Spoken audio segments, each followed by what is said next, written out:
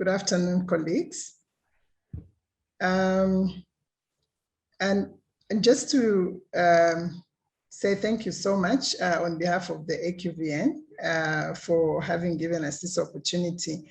I think it's always a pleasure when we have to share what we've done before and hopefully what we'll be doing in the future. Just to give a bit of some background, but some perspective, we're basically going to be talking about the Africa Qualifications Verification Network. And this network basically deals with issues of verifications insofar as they affect recognition of qualifications in Africa. And we take cognizance of the fact that qualifications in Africa are linked with they are not in isolation, they link the world. And you can see from these diagrams that we bring different skills. All of us that's in the qualification sector, we basically have different skills that we offer, and they cut across the rest of the world. And luckily, or unluckily for those that do not have genuine qualifications, they are a gateway to a number of countries. With these qualifications, we can move, we can cross borders. And however, we need to have a basis on which we can cross borders. There has to be recognition. Otherwise, as the first speaker mentioned, there's no point in having a qualification if you cannot use it. If you cannot, it cannot be recognized. There's no point in getting a job in Nigeria if you cannot if your qualification cannot be recognized. And in the context of Africa, we have diverse ethnic borders. We have different homelands. Some of the borders are their national borders, but really the people are the same. So people can easily crisscross. However, are their qualifications recognized? And these are some of the issues as national qualifications agencies and QAs we have to deal with. How do we do that? That's how we come, each one of us. We've heard the qualification, the presentations from SAQA, from Kenya. Basically, we are dealing in a space of having qualifications that we have to manage properly, ensure recognition so that our governments can make proper decisions. So this is at the national level. However, for that data, when we are talking of, SAQA did make in their presentation, they have a database of foreign qualifications. How do they ensure that recognition is happening properly? Because they have to confirm from the next country whether this person who is bringing this qualification has genuine qualifications. How do we do that? And we do that from what we have come together as an African, team of qualification agencies and other agencies involved in recognition of qualifications. We have formed an African Qualifications Verification Network with a vision that we are a hub of genuine qualifications across Africa. Our mission, colleagues, some of you are our members, but our vision is really to develop a trustworthy and legitimate institutional linkage and network across the African continent. A number of us in here are involved in verifying qualifications, ensuring that what we have is genuine. SAQA's example has given that now the Act has been amended to have a register for misrepresented qualifications as well as fraudulent qualifications. How will they ensure that that happens if we do not collaborate across nations to give each other information? So just a bit more background. As you can see, our membership involves all those that are involved in recognition and verification of qualifications. We've had 26 different countries and institutions that have been represented with engagements with SADC. SADC has been our support. This initiative basically started in 2016 through SACWA's initiative, bringing agencies together because we have faced the same problem. We are looking to verify qualifications, we cannot get information. We don't trust each other's quality assurance systems. How do we overcome that? And that was basically how a communique was agreed, and we signed a declaration and have been working since then. And we are supported, and we basically engage with different institutions, and gladly ETF is one of our partners, and we continue to do work with them. Basically, why the AQVN, I have in some cases, in some bits already alluded to that. We have seen a growing trend of fraudulent qualifications. We hear of diploma and accreditation mills. We hear some of our colleagues, some of our countries, our national qualifications authorities are being sued because they've not recognized a particular qualification. How do they manage to get over that, to ensure that they can actually prove that this qualification is actually not genuine? It hasn't gone through the relevant qualification, relevant process of getting a qualification. So all of us have faced this, and as AQVN, we said, this is really the basis on which we needed to come together. There was also, it still exists. We have seen that there's missing information on country-specific education systems. Before we had the AQVN and our engagements, it was very difficult, for instance, for us as Zambia, I'll give an example, to get information out of Nigeria. It was almost impossible.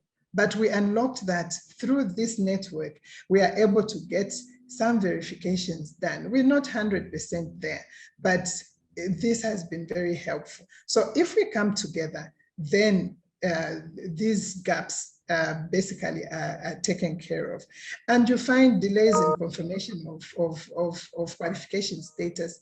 You'll find Kenya, they have a system, it's working. You write to them because of not really appreciating the person on the other end, not having this relationship, it would sometimes take long. I'm not saying this is what happens with Kenya, I'm just giving an example. So basically, now that we are part of a network and we have communication channels, it becomes easy.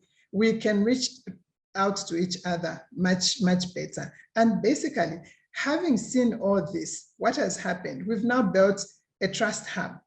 And verification of qualifications, recognition of qualification is all about trust. I need to trust your education system. I need to trust your framework. I need to trust what you do in your country for me to say, oh yes, if Ghana has said this is genuine, yes, I'm happy it is genuine. So I need to know your system. So information sharing and experience sharing, very, very key.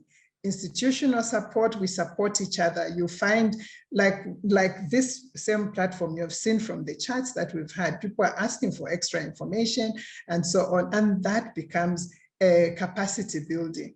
And through this network, I will tell you that some countries, Zambia, Namibia, I think South Africa gave an example, we have been supported by, in terms of developing our qualifications information systems, because we've learned what others are doing. And instead of doing over what they've done, we've just jumped some steps. So this concept of working together is what the AQVN basically has been promoting.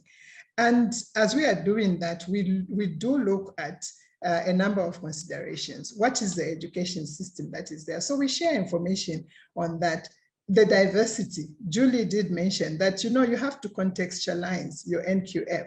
These are the things that we look at when we are discussing with another country. We look at what is different about their education system, but you cannot do that if you do not have the information. And that's how the AQVN basically helps with that support. One of the things that we always have are the issues of language. And language barrier. We don't understand each other. So because we are Francophone, we will not really collaborate very well with the Anglophone.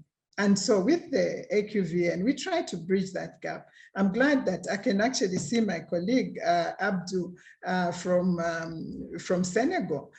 He speaks French, I speak English, but somehow we communicate and we manage to get certain things done.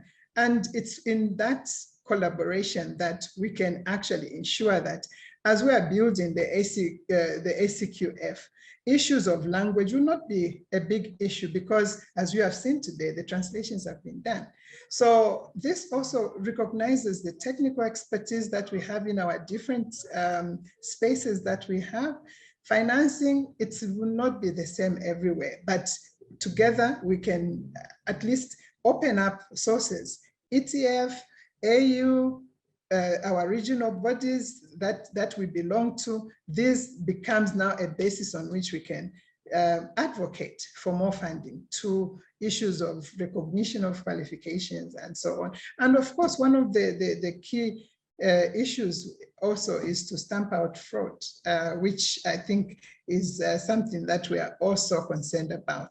Obviously, I've indicated that in summary, but where are we as a country? We look at that, where do we want to go? And through the network, we are able to see where our friends have been. Like today, I've seen how far SACO has gone. So far, I could use that experience. And this platform then gives me that possibility to speak with Julie and ask her what kind of support, even technical support. I'm sure that is something that would easily be managed through that. Same as Kenya. Kenya is as young as we are. We're probably a little bit 2 years older, but at the end of the day, we're facing the same issues. So it becomes easy for us to basically work together. And this basically also should bring together issues of coordination and fragmentation. There's too many of us here and there dealing with issues of, qualifications, trusting each other, and so on. So some of these initiatives need to be brought together. But how do we do that? It's starting with small steps with institutions like these networks. We can be talking of 26 countries with 30 institutions represented, but hey, there's a lot of African countries. And what basically does is that we know that there are conventions that are in place, but how effective are they? How are we actually using them?